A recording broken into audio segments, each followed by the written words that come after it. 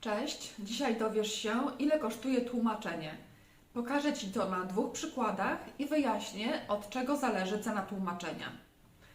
Więc na cenę tłumaczenia ma wpływ kilka czynników. Po pierwsze, ile jest tekstu do przetłumaczenia.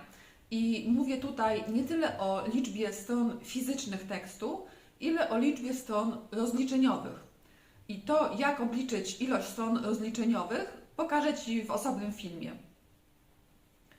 Po drugie, termin, czyli na kiedy potrzebujesz tłumaczenia.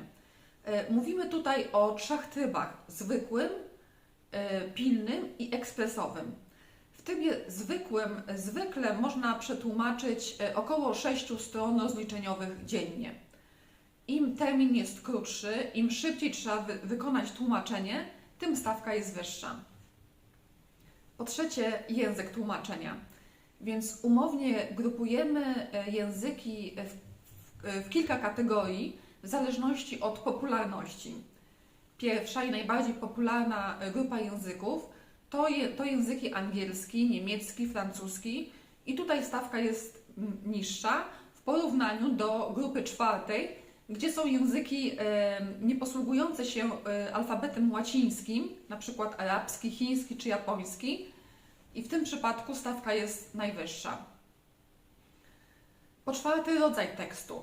Jeżeli tłumaczymy teksty proste, na przykład podstawową korespondencję, to stawka będzie niższa niż tłumaczenie tekstów specjalistycznych, na przykład medycznych czy prawniczych, gdzie tłumacz musi wykazać się znajomością terminologii tak naprawdę w dwóch językach. Po piąte, dodatkowa edycja.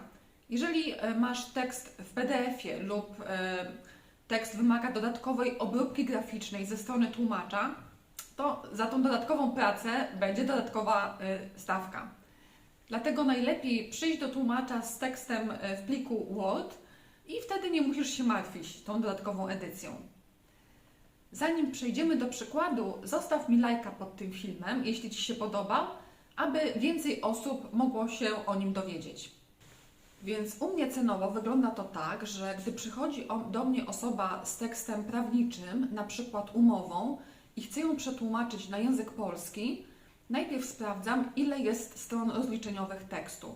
Bo stron w Wordzie może być na przykład 10, ale ponieważ tekst był pisany dużą czcionką, stron rozliczeniowych wyjdzie 8.